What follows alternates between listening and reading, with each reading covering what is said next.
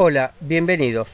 En esta oportunidad nos vamos a ocupar de la psicología como un conocimiento, es decir, de la psicología como ciencia. Para eso debemos preguntarnos o tratar de ubicarla dentro del contexto del resto del conocimiento y en especial del conocimiento científico. Convengamos que el conocimiento en cuanto tal se ha ido desarrollando fundamentalmente a partir de la filosofía griega en la antigüedad.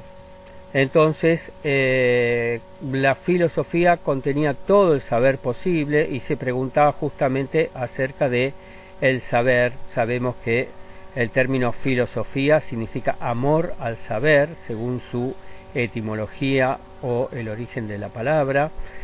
Y de ella se fueron desprendiendo diferentes conocimientos. En principio,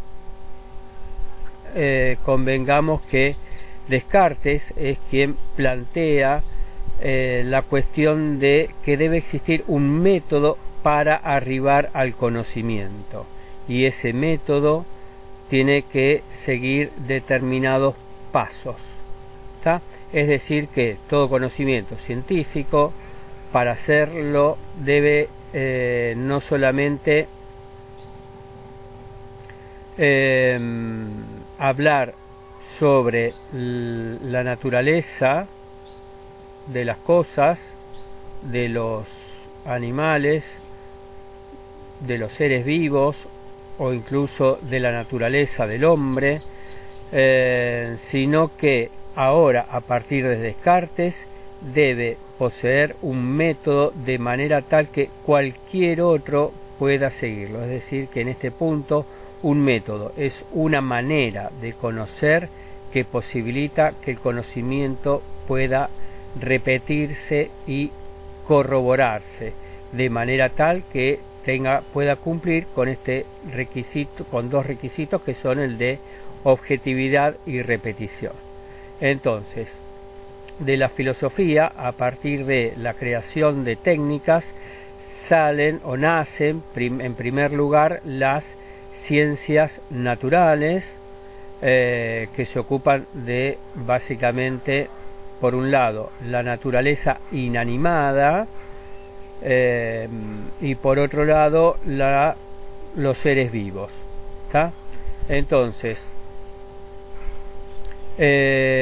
las ciencias naturales se ocupan de estos llamados hechos naturales, es decir, que a partir de algún método que fundamentalmente es planteado, el de la observación, se pueden arribar a algunos conceptos, es decir, que aún en el reino de la naturaleza inanimada, por ejemplo, hay que definir, y eso se hace a partir del método de la observación, que un fiordo no es lo mismo que un acantilado o que una playa, o una bahía no es lo mismo que un estuario, o eso es distinto al delta. Es decir, que no se trata solamente de ver, sino de poder, a partir de este método de la observación, inferir diferencias de manera tal de poder conceptualizarlas, definirlas de manera tal que cualquier otro, siguiendo los mismos pasos de la observación y el mismo tipo de inferencias, pueda arribar a los mismos conceptos. En este punto, la técnica de la observación, por ejemplo, se ha afinado con la construcción del telescopio. Recordemos que, además de Descartes, otro de los padres de la ciencia moderna, puesto que antes no había ciencia como lo conocemos ahora, los antiguos tenían conocimiento, pero no conocimiento científico, porque no implementaban un método. Entonces, Galileo puede, a partir de la construcción del telescopio, observar las estrellas. De esta manera es que se produce claramente una revolución en las ciencias al pasar de un pensamiento que se llamaba geocéntrico a el paradigma que podemos denominar heliocéntrico, es decir, básicamente la idea de que la Tierra no es el centro del universo, sino que la Tierra gira alrededor del Sol. Entonces, primero se desprendieron a partir de estas técnicas todas las ciencias naturales y posteriormente se van desprendiendo más lentamente las ciencias llamadas sociales, que se ocupan de los hechos relativos al hombre, por lo tanto también se las conoce como ciencias humanas o humanidades. ¿Cuál es la cuestión acá? Que en principio las ciencias sociales humanas han querido seguir la manera de observar y los métodos de las ciencias naturales, con los cuales se han tenido determinadas dificultades que tienen que ver con el cumplimiento de estos requisitos de objetividad y repetitividad. Resumiendo, el conocimiento puede dividirse en conocimiento vulgar, por un lado, también está el conocimiento de la filosofía, que es de índole especulativa, y en tercer lugar tenemos el conocimiento científico. ¿Cuál es la línea de demarcación que diferencia los primeros dos del conocimiento científico? El tercero es factible a partir de que se puede corroborar porque tiene un método y entonces ese método permite que todos prosigan los mismos pasos de llegar a las mismas definiciones. No así acontece en el conocimiento especulativo de la filosofía. Es sabido que hay muchas filosofías, de la misma manera que el conocimiento vulgar permite cualquier tipo de afirmación. Básicamente la opinión es un conocimiento vulgar, y entonces cada uno puede tener su opinión y pensar y decir lo que quiera, pero no necesariamente tiene una comprobación que pueda seguirse por todas las personas, sino que son experiencias singulares. En ese sentido, vamos a ver justamente que las ciencias, a partir de esta línea de demarcación, que es la posibilidad de la corroboración del conocimiento, es que tienen tres requisitos y una característica. Los requisitos son el de la repetición a partir de la experimentación, es decir, de poder provocar el hecho una y otra vez de manera tal de repetirlo. Y el otro requisito del conocimiento científico es el de la objetividad. Convengamos que la objetividad es la contraparte de la subjetividad. ¿Cómo se puede contrarrestar la subjetividad? Bueno, a partir del seguimiento de un método. En ese punto no es el mismo método que sigue un médico que alguien que se ocupa de ciencia de la educación, o un psicólogo, o la observación que puede plantear un arquitecto. Es decir, que de entrar a un aula, un médico observaría el estado de salud de del docente y los alumnos. En cambio, si entrara alguien del ámbito de ciencias de la educación, observaría otras cuestiones que tienen que ver con la transmisión de conocimientos. En cambio, si entrase al aula un arquitecto, va a observar las cuestiones de las medidas antropométricas del aula respecto de las aberturas, si tiene suficiente ventilación, si los bancos son de acuerdo a la edad de los estudiantes. De la misma manera que, en cambio, si entrase un psicólogo, vería cuál es el ámbito el ámbito psicológico o el clima psicológico, como se lo conoce habitualmente, y cómo repercute esto en los docentes y alumnos. Recapitulamos una vez más. Entonces, El conocimiento se divide básicamente en dos o en tres, pero el conocimiento científico es aquel que se puede corroborar, y esa corroboración pasa por que está posibilitada por el requisito de la repetitividad, es decir, de la experimentación y de la provocación del hecho en sí mismo para poder corroborarlo, de la misma manera que también lo es la objetividad, que se logra mediante un método que, como es una serie de pasos e indicaciones que cualquiera puede seguir, entonces siguiendo ese procedimiento todos llegamos al mismo resultado. De esta manera se arriban a conclusiones generales, universales, como por ejemplo lo es la ley de la gravedad. Entonces son las leyes, en definitiva, una fórmula que se cumple de manera universal. Esto es lo que define básicamente las ciencias, en especial en el ámbito de las ciencias naturales. Existen también otras dos formas de conocimiento científico, que son las ciencias que se ocupan de la cultura propiamente humana, no hay cultura en los animales, que se ocupan del hombre, y por último las ciencias llamadas formales, que se ocupan de entes ideales, como lo son el conocimiento de la lógica formal y fundamentalmente el que todos conocemos, que es el del pensamiento matemático, por ejemplo con algunos entes abstractos como por ejemplo el infinito.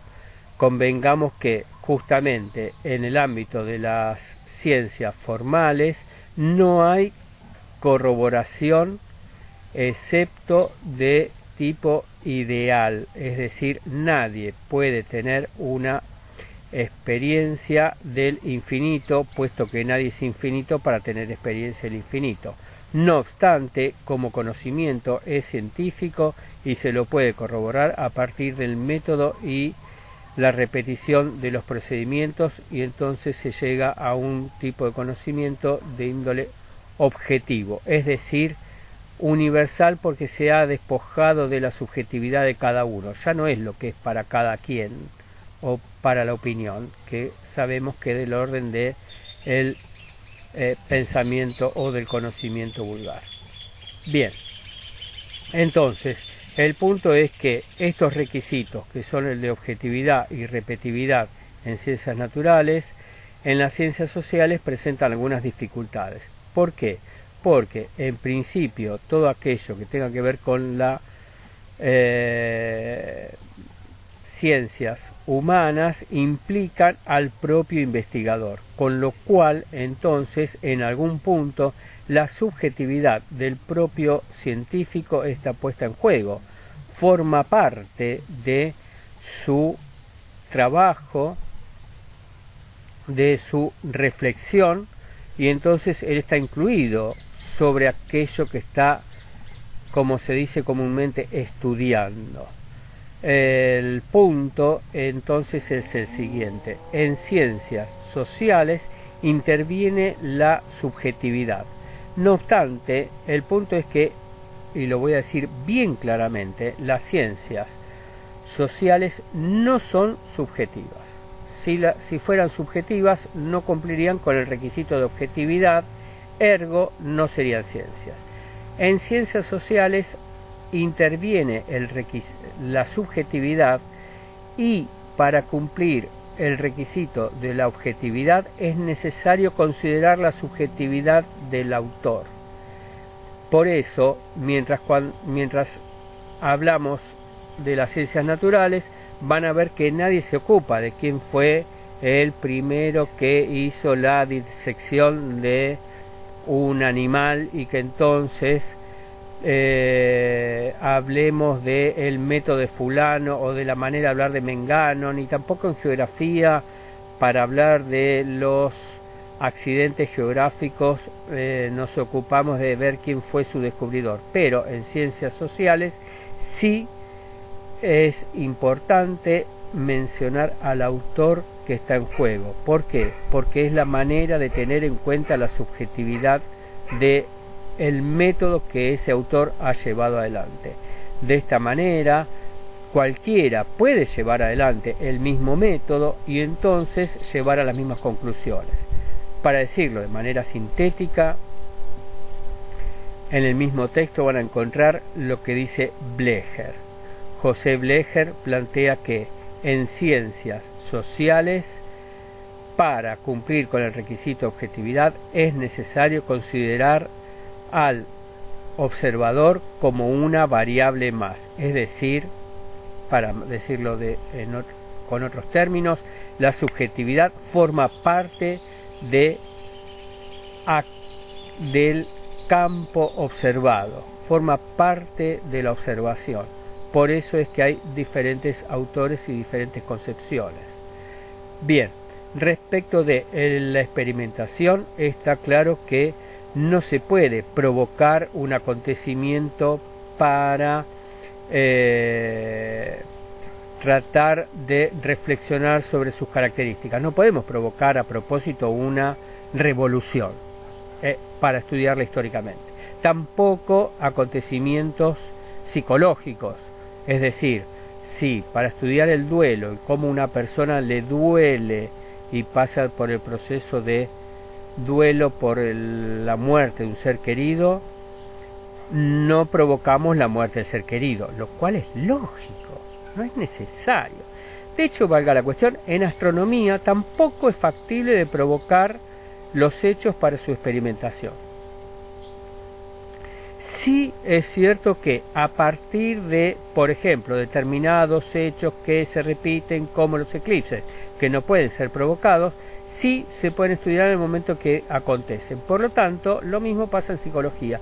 En ese sentido no podemos provocar los hechos, pero sí podemos estudiarlo una vez que han acontecido o durante el transcurso del acontecimiento. Por lo tanto, no se provocan los hechos para su experimentación y su repetición, pero sí se definen los requisitos de aquellos que se encuentran como algo reiterado, repetitivo. Por ejemplo, atender u ocuparse de personas que han perdido seres queridos para hacer una investigación acerca del duelo y el dolor por la desaparición física de una persona amada. En ese sentido se estudian los hechos ex post facto, es decir, dice el texto, luego de acontecidos o, valga la cuestión, a partir de su acontecimiento. Yo les decía cómo se lo puede hacer con un eclipse. Bien, en ese punto las leyes que se sacan van a ser generales de acuerdo al procedimiento que se ocupe, es decir, por ejemplo, de acuerdo al método que implemente el autor. En ese sentido, cada autor en ciencias sociales define lo que entiende por observación. Bien, con esto entonces concluimos que la psicología es en principio una ciencia social que no es una mera especulación filosófica y que nos permite arribar a conocimientos que, de acuerdo al método que se emplee, van a ser de índole general. Con esta conclusión dejamos acá este video para proseguir con otra parte a continuación en el video siguiente. Hasta la próxima.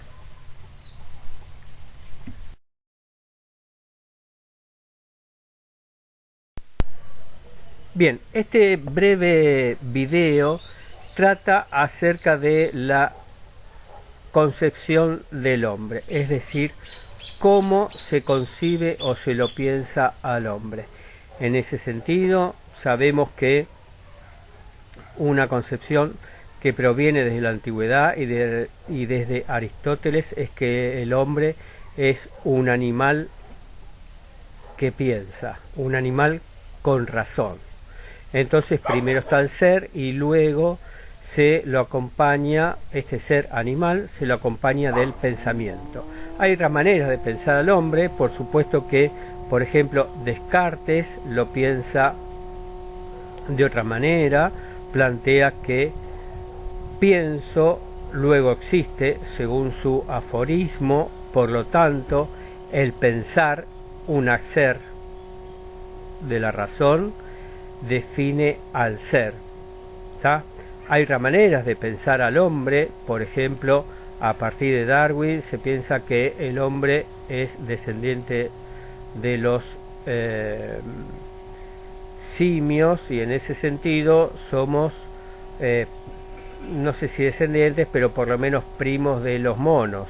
Entonces es decir que se trata de que fundamentalmente el ser del hombre es un ser animal, y que en todo caso la conciencia no es más que una función, así como en el caso de los peces tienen branquias y pulmones, nosotros tenemos respiración de otra manera, o por ejemplo las aves tienen alas. Entonces la conciencia o nuestro pensamiento sería nada más que una función biológica y no habría ninguna diferencia, seríamos una especie de puro cuerpo con un cerebro que cumple una función distinta que en otras especies animales.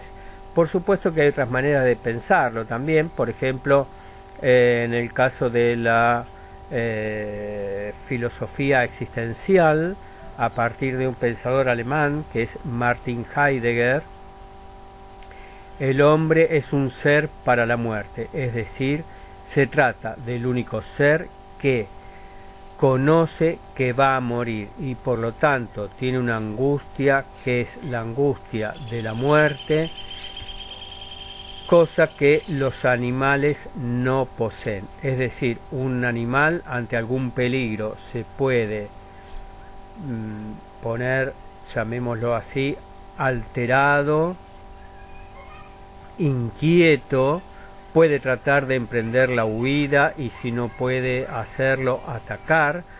En ese sentido hablamos de esa inquietud, pero de ninguna manera se hace preguntas acerca del devenir, es decir, por qué uno nace, por qué muere, qué es lo que, si algo uno se lleva o si algo uno deja, o en definitiva, por qué le tocó vivir. Estas preguntas en relación a la vida y la muerte son claramente propiamente humanas.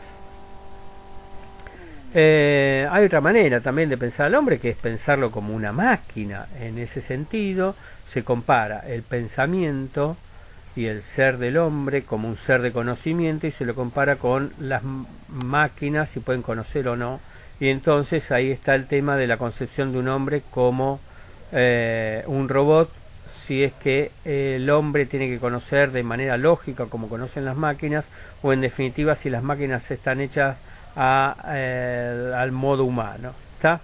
Por supuesto que hay alguna otra concepción que es la siguiente, y es que en relación a, por ejemplo, el trabajo, el hombre es la única especie que trabaja y que fabrica y elabora objetos que son perdurables y en ese sentido también se transmiten de una generación a otra por medio de la cultura. De la misma manera que existen, por ejemplo, el lenguaje. También el lenguaje es propiamente humano, pero no en el sentido de la comunicación, puesto que en algún punto los animales también se comunican, sino que lo que no hay en el reino animal es lo que los hombres hacen con el lenguaje, además de comunicarse. Los hombres con el lenguaje hacemos chistes, y el chiste nada comunica, ninguna novedad, de la misma manera que la poesía, que es por el gusto, el mero gusto de hablar y de blablear, de lalear y de hacer juegos sonoros. Aunque exista el canto en los animales, no está claro que, aunque puedan comunicarse con él, no está claro que por lo menos no se sabe, que lo hagan por el mero placer de hacer un chiste. Es decir, luego de cantar, un pájaro no sonríe por el gusto de escucharlo, ¿sí? Nosotros somos capaces de pagar un dineral por ir a escuchar a algún artista o alguien que compone música o que la exprese y la cante de una manera especial, cosa que los animales no. Como vemos, entonces hay diferentes concepciones y diferentes cuestiones que por las cuales se puede definir al hombre, y en esta oportunidad nos interesa una que ya ha planteado el mismo René Descartes, que es el siguiente. Descartes, al plantear su aforismo pienso, luego existo, es un mero ser pensante o un mero pensamiento que es, para ser más estricto, que no tiene cuerpo. De hecho, el cuerpo queda del lado de la naturaleza y del resto de los objetos corpóreos. Valga la cuestión, la mesa, la lapicera, el cuaderno, las plantas que están detrás, las baldosas del piso que se ven, son meras cosas que ocupan un espacio y entonces tiene que ver con lo corpóreo. Por lo tanto, el hombre se definiría no por lo corpóreo, sino por lo incorporal o lo inmaterial, que es el pensamiento. En ese punto, a pesar de que existan, por ejemplo, algunos animales parlanchines, el único que puede dar cuenta de sus razonamientos, es decir, de lo inmaterial a partir de el lenguaje, es el hombre. Bien, con esta cuestión entonces se plantea un dualismo que es mente por un lado, cuerpo por otro, lo psíquico y lo somático por otro. Entonces, el punto es que esa es una concepción dualista. El hombre está conformado por dos sustancias, una inmaterial y la otra material. A esta filosofía dualista se opone una filosofía monista que plantea que el hombre es una unidad. Para esa unidad existen dos maneras de mencionarla. Una es como una unidad psicosomática, con lo cual se alude a que está en juego lo inmaterial y lo material como una unidad, y también otra manera es la de mencionarlo como un ser biopsicosocial. Entonces estaría lo biológico, que tiene que ver con lo corporal, lo psicológico, que es lo mental, y lo social, que tiene que ver con el intercambio y la relación con los otros. ¿Sí? A mi entender, hay otra manera de hablar del hombre que es más clara, por lo menos en psicología, y es con la noción de persona. Cuando hablamos de persona, está claro que no es un animal. Está claro cuando hablamos de persona que tiene cuerpo, ¿sí?, y mente y personalidad, y a la vez tampoco es un ser puramente inmaterial, puesto que para eso tenemos otro término que no es el de persona, sino el de fantasma. Un fantasma es inmaterial, aunque fuese humano. En cambio, la persona es propiamente la palabra, me parece a mí, que plantea en un solo término lo que de otra manera se utiliza con varios términos pegados para hablar de la unidad, como es unidad psicosomática o unidad biopsicosocial. En definitiva, lo que estoy planteando es que estas son las tres maneras de hablar de la filosofía monista, que considera al hombre como unidad y no, como lo había planteado Descartes, como un dualismo. Esta filosofía monista es la que vamos a sostener a lo largo de la cursada de este año de psicología y a lo largo de la materia siguiente, que es relaciones humanas. Bien, con esto entonces dejo este video, que es mucho más largo de lo que yo esperaba. Hasta la próxima.